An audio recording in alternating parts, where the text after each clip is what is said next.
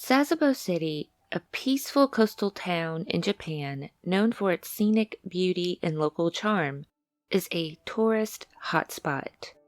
It has a theme park, zoo, and botanical garden and hot spring resorts, making a city filled with adventure and relaxation. But in June 2004, Sasebo City was shaken by a disturbing incident that left the community reeling. 11-year-old Natsumi Tsuji was a 6th grade student at Okubo Elementary School who murdered her classmate during lunch. The Sasebo Incident, known as the Nevada Tan Case, is a chilling tale that shocked the community. How did a young girl commit such a heinous act in broad daylight?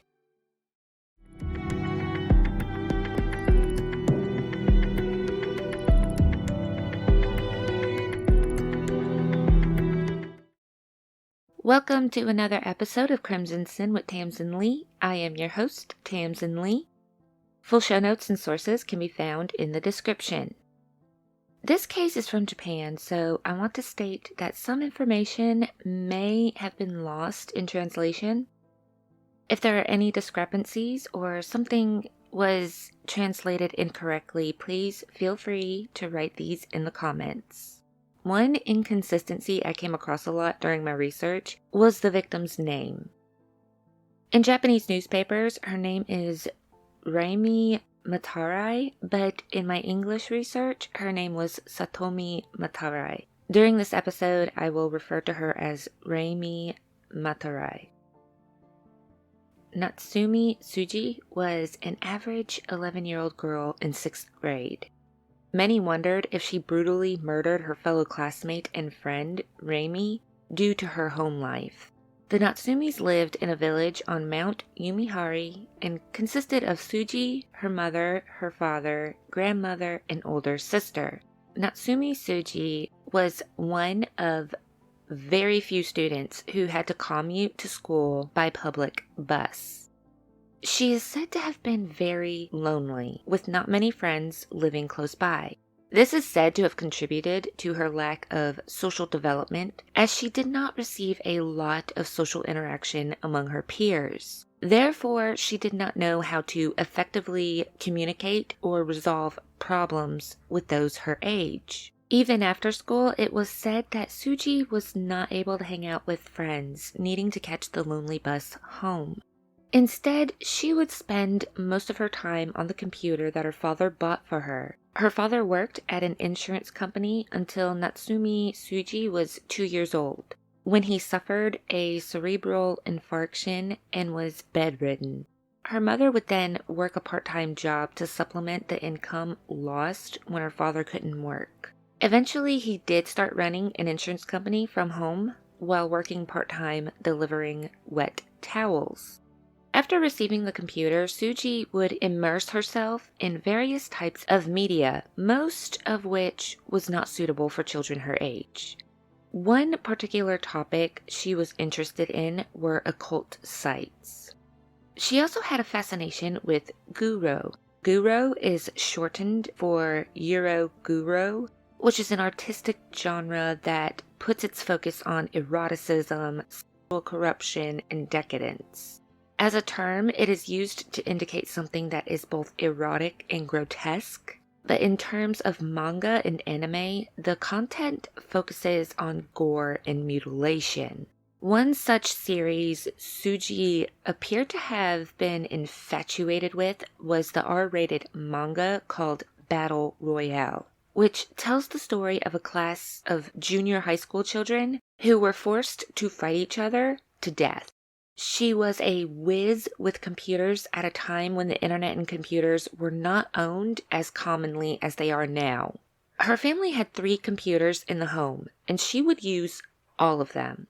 Probably because of this, she became very knowledgeable with computers. She even made a website and set up a chat room for her and her friends to use.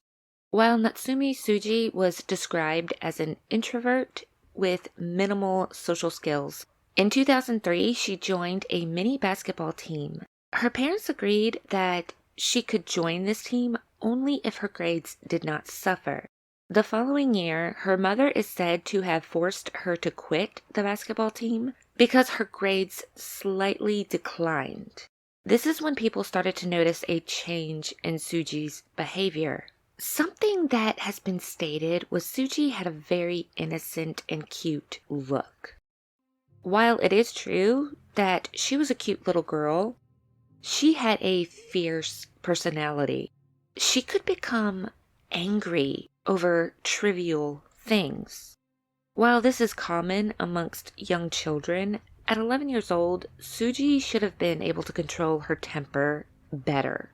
This is where speculation into whether she was lacking in social skills comes into play, because she took what other people said to heart and became very angry with them, whether it was a joke or not. Her friend Rami Metarai lived with her father and two older brothers. Her eldest brother was in college at the time. Her mother had passed away from cancer a few years before. While losing a mother can cause an immeasurable amount of sadness, Rami still had a very bright and positive personality. She also took it upon herself to fill some of the duties that her mother was not there to fulfill anymore. Due to this, she was described as mature for her age and proved to be a leader at school. After the death of her mother, Rami and her family moved to Sasebo City because of her father's job at a popular newspaper. At the time of the incident, Rami was a transfer student who was popular and had many friends. One of the friends she made was Natsumi Suji. The pair were considered to be very close, so what could have possibly happened between the friends to cause such a brutal attack? Tensions between Natsumi and Rami appear to have started in May. While at school, Rami was giving Suji a piggyback ride when Rami jokingly stated that her friend was heavy. Instead of laughing it off or coming back with a joke herself, Suji just took offense to her friend's words and said, "Rude." The friends would communicate and post on an internet chat room, which they were both admins of. Here the girls would discuss their school life, their feelings, and events that were happening around them. Rami posted about the piggyback incident in this forum, calling her friend heavy again and further angering Suji. Suji then took away Rami's administrator access to the website and deleted all of her posts, her user information, and just everything. But the girls not only used the internet as a means to communicate, they also had an exchange journal. The journal was given to a different friend each day to write about their lives.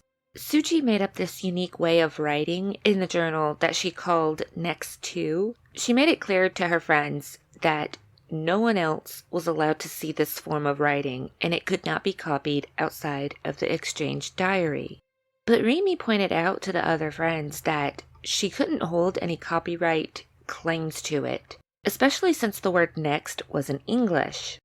When word got back to Suji of what she said, her anger and hatred toward Rami intensified. Rami would go on to experience bullying and harassment from Suji from these three events. Friends and classmates were confused by the pair's sudden falling out. They were so close one second, and the next, their relationship had soured. On June 1st, 2001, Rami handed a note to a friend that she wanted to leave the exchange diary. The note was then passed on to Suji, who reportedly told the mutual friend to stop everything. At 12:15 p.m. that day, classes end and lunch preparation began. This is when Suji allegedly approached Rami, telling her that she had a cocky attitude and to come here for a second. Rami followed her friend into a study room, away from their classmates and homeroom teacher. Once in the room, Suji closed the curtains and had Rami sit at a desk while covering her eyes. She then took out a box cutter, slitting her friend's throat from behind. Rami got up from her chair, trying to fight back, but Suji continued slashing her multiple times. This is when it is believed that Rami's left hand was cut. After collapsing, Suji stayed in the room with her victim for 15 minutes, kicking her head to make sure she was dead. She then wiped the blood off her hands with a handkerchief, looked the victim in the face, and touched her body to make sure she wasn't alive. The wound on Rimi's neck was 10 centimeters long and about 10 centimeters deep.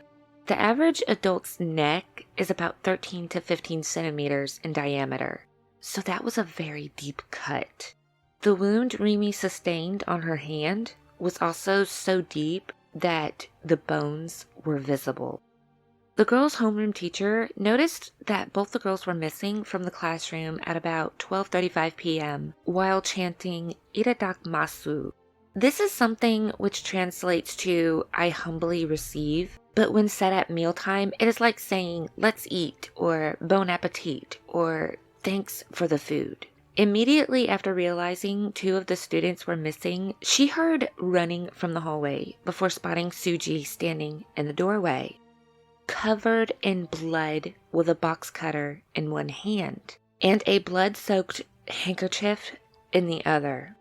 The hem of her pants was thickly stained with blood. The homeroom teacher thought it was water at first.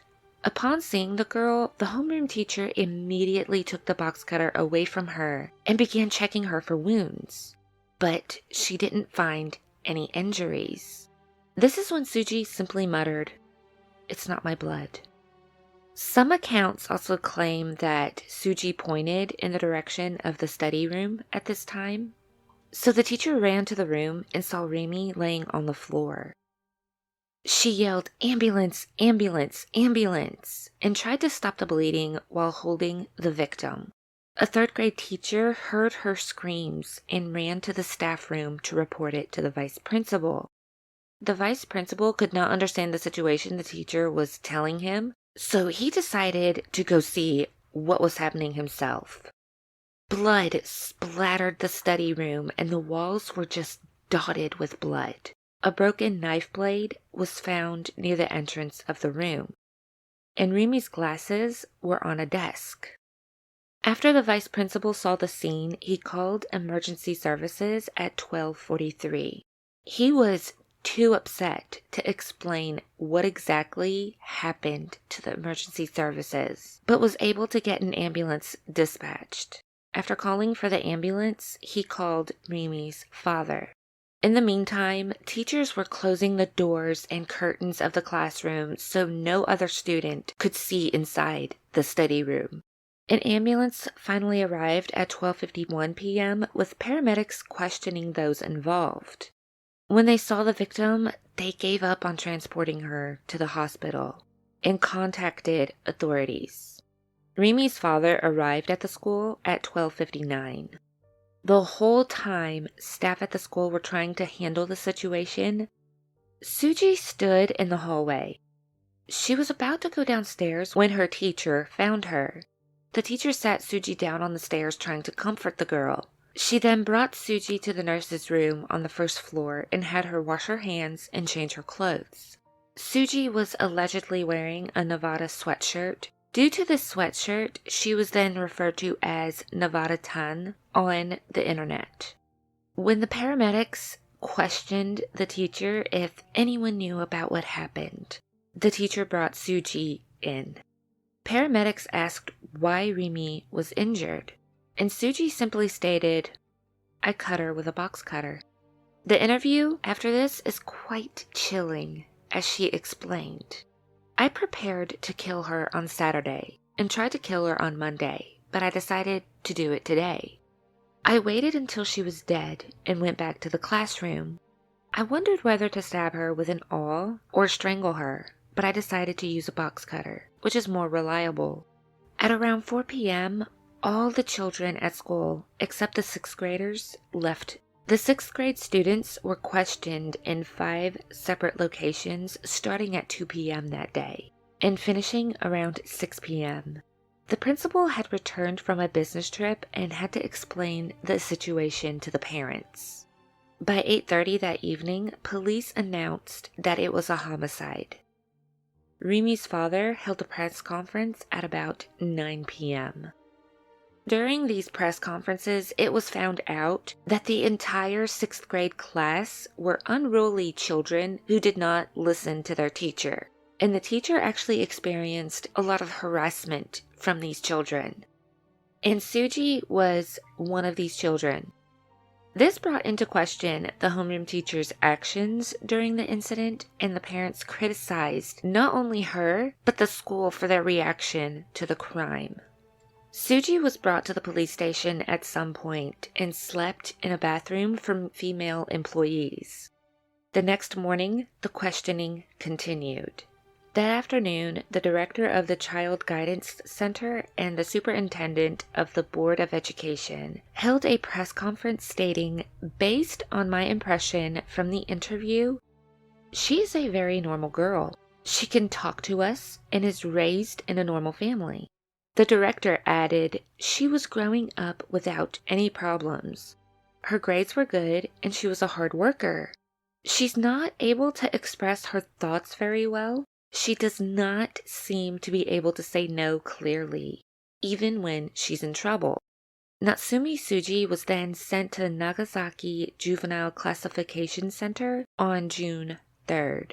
Since she was under the age of 12 at the time, the juvenile law naturally applied and she was not held responsible. Because she was not held responsible for her actions, she would not be subjected to a psychological examination to determine whether there were any abnormalities in her personality or character. But because questions remained about this and her strange behavior after the murder, a mental examination was conducted, which was extremely unusual. As a result of the diagnosis, it was suspected that she had a developmental disorder such as Asperger's syndrome, because she was unable to interact with people normally and had a slight delay in communication skills. Based on her diagnosis, she was then transferred to another facility. The facility would have teachers, psychiatrists, counselors, and medical staff, and provides one-on-one individual instruction to improve the child's communication skills so they can safely reintegrate into society. A psychiatric diagnosis conducted at this facility revealed that Suji had Asperger's syndrome. This was supported by how she got angry over trivial things, took jokes as serious, and did not understand tacit understanding that a normal child would understand. And she also had trouble communicating with the victim and other children. As she entered the 6th grade of elementary school, her ferocity and temper increased, which may have been influenced not only by the R-rated movies that became her hobby, but also by this syndrome. People with Asperger's syndrome could be mistaken as shy because of their poor interpersonal relationships. But they are not shy. They are not good at reading the essence of the other person's words based on the volume of their voice, their attitude, and their facial expressions. Another characteristic is that they are unable to effectively express themselves verbally. They are unable to choose the appropriate way of speaking and words that suit their own position. Those with this syndrome are also unable to respond to unexpected situations. They have a good memory, and they tend to focus on certain things. Like in this case, Suji focused on the negative things that Rimi said about her and the actions she took as a slight against her. And because she could not communicate effectively, she had poor problem-solving skills. So she could not talk to her friend. She could not hash out the problem with her friend. Natsumi Suji spent 2 years in this facility, graduated, and was reintegrated back into society. Not much is known about her after her release, but there are many rumors that she changed her name, got married, she has a child, and that she is ill. All of these are unconfirmed rumors, though I'm sure she did change her name because this is something that is common in high-profile cases. or cases that deal with juveniles in any way, their names are normally changed. Many wonder if Suji is actually rehabilitated and questioned whether she should have been placed back into society, because not once did she ever express remorse for her actions. She also never wrote a letter of apology to Rimi's family. Instead, Suji's parents would frequently write apologies to the family on their daughter's behalf. But after Suji was released, these apologetic letters stopped. Rimi Matarai's family was shattered after this incident.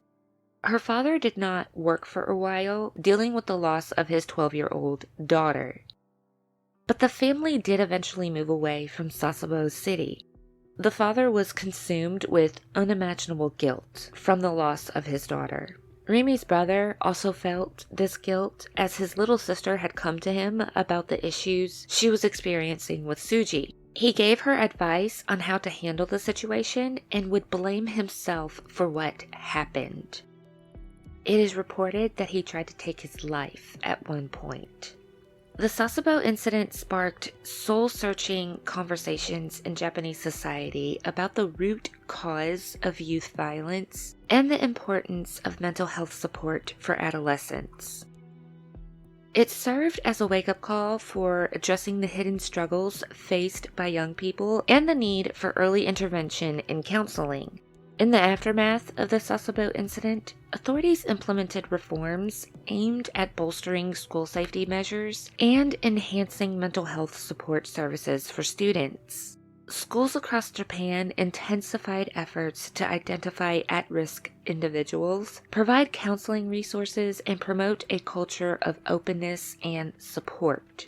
The tragedy catalyzed a shift towards proactive intervention and well-being initiatives in educational settings. The Sasebo incident prompted a critical examination of the failures in the system that allowed such a tragedy to occur. This case also sparked debate over lowering the age of culpability again. The age was lowered from 16 years old to 14 years old in 2001. Which led to the 11-year-old basically getting away with murder. Even after this incident, there have been many horrendous crimes occurring in Japan by young kids getting away with murder. The cases continue to spark debates over lowering the age of juvenile detention to this day. I think this case was particularly chilling because of Natsumi Tsuji's statements and actions after the incident. The way she answered questions so matter-of-factly almost made her seem as though she was a psychopath. But I'm not a psychologist, and that is not a confirmed diagnosis for the girl. It shocked me that an 11-year-old spoke that way. It was kind of disturbing.